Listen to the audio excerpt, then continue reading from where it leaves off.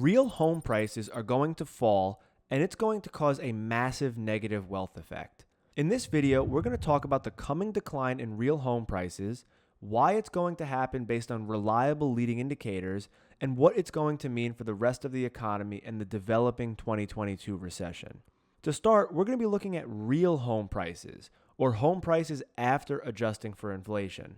Why real home prices and not nominal home prices? Real home prices are much more impactful for the wealth effect. Many people invest in real estate as an asset to beat inflation. If inflation is 10% and your home goes up 15%, you beat inflation by 5% and thus you are 5% wealthier in real terms. If inflation is 10% and your home only goes up 5%, you lost 5% of your purchasing power in an asset that's supposed to give you protection, and you are actually worse off. Also, real home prices is the best measure of the true performance of real estate as an asset class across long periods of time. You can't compare home prices today to home prices in the 1970s without looking at it in real or inflation-adjusted terms. This chart shows real home prices since the 1970s, and you can see that real home prices have declined several times, mainly around the recessionary periods. The 2000s recession was an outlier in which home prices rose in real terms.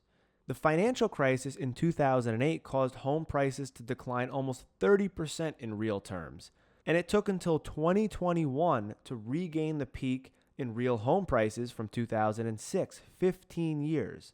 If we look at the growth rate in real home prices, we can see that real home prices were rising at a 13% annualized rate in 2021.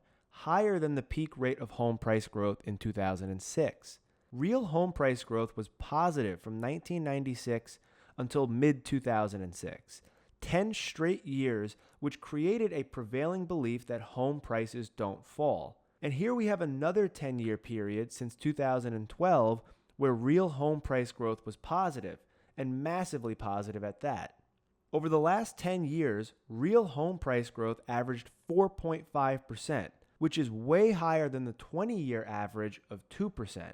Consumers and investors became accustomed to home prices rising sharply above the rate of inflation and a source of wealth building, particularly when using high amounts of leverage and mortgage debt. With the feeling that home prices would always rise above inflation, and nearly 5% above inflation, a prevailing sentiment was born that you can leverage your way to wealth.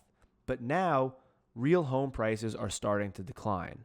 1 month is certainly not a trend, but this is where the EPB macro process becomes very powerful and why studying leading indicators is critical when determining what is noise and what is the start of a new trend. There are several key leading indicators of real home price growth, but we'll cover just 3.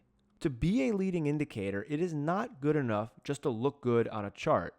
It has to make logical sense, have a proven track record of leading cyclical inflection points, and have a long history or sample.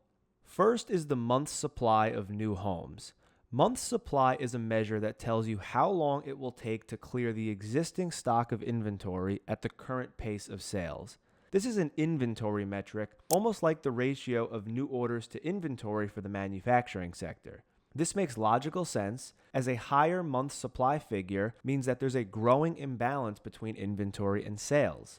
In this chart, the month supply number is inverted, so when the green line is moving lower, that means the month supply figure is rising. You can see how the month supply indicator declined in advance of the 2007 price decline, and also in advance of the 2013-2014 downturn in real home price growth. It led the rise in real home price growth in 2019 before COVID. This metric also tells us why real home prices didn't decline in the 2000s recession. The month supply figure wasn't showing any signs of a downturn or any signs of an imbalance between inventory and sales. Today, the month supply indicator started to show signs of a top in real home price growth at the end of 2020, which led the actual peak in real home price growth by about a year. Today, there's a huge imbalance shown in the month supply data of new homes, and that is a very reliable leading indicator of coming declines in real home price growth. So based on this indicator, the 1 month decline that we've seen so far is not just noise. It's likely the start of a new trend. Next, we have to look at the spread between mortgage rates and treasury rates. The spread is way more informative than the mortgage rate itself because the spread represents risk.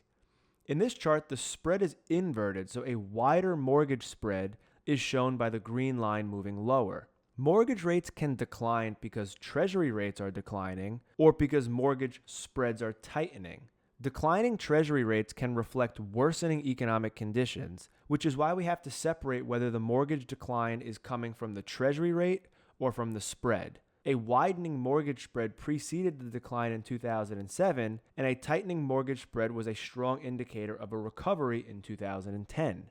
There was a false signal into the 2000s recession where spreads were suggesting worse home price growth that never materialized. This is why it's important to use a basket approach and look at many indicators and how they are all moving versus rely on any single indicator. The month supply metric was not showing signs of declining home price growth, so it's very important to take the signal from the collective basket versus any metric in isolation.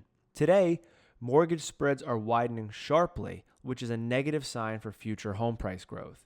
Lastly, we're going to look at real M2 growth or real money supply growth, which is a bit more volatile or erratic, but it gives good timely indications of recovery because excess liquidity will clearly help any asset price, including home prices.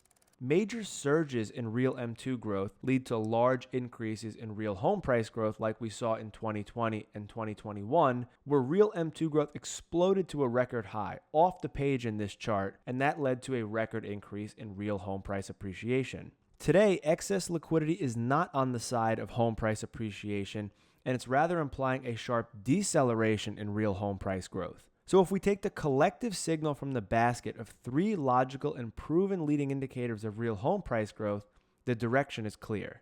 The month's supply of new homes is rising, which means home builders are going to cut back on production and reduce prices of their existing inventory. The mortgage spread is widening, which means mortgage lenders see greater risk in the housing market, and the Fed is rapidly tightening liquidity. So higher supply, more risk, and lower liquidity.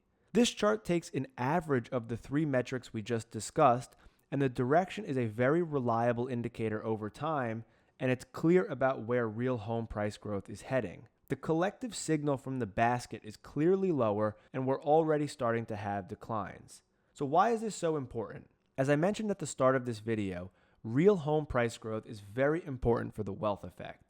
If home prices regularly rise 5% or 6% above the rate of inflation, consumers are getting wealthier just by owning a home, and many people use this appreciation as an ATM, drawing money out of their newfound equity. Obviously, this is not a wise strategy, but it's very common. People have become accustomed to using their home as a perpetual ATM, rising in value every year, and an endless stream of cash in the form of home equity lines of credit. If real home values are going to decline, meaning that the home is losing value to inflation, that means one of the largest assets for most people is causing them to be less well off. Most people's largest asset is a home. Most of their money is trapped in this illiquid asset. If it is massively outpacing inflation while you're doing nothing, great. You are wealthier and you have more purchasing power as a result. If your money is trapped in an asset that is losing value to inflation, then you are becoming worse off every day. Robert Shiller of Yale, famous for creating one of the best measures of home prices, the Case-Shiller Index, wrote a research paper on the wealth effect. The conclusion of the paper was that there is virtually no wealth effect at all from rising stock prices. Very few people, if any, borrow against their stock holdings, and no one really spends more money because their stock portfolio rose in value. It's simply too volatile.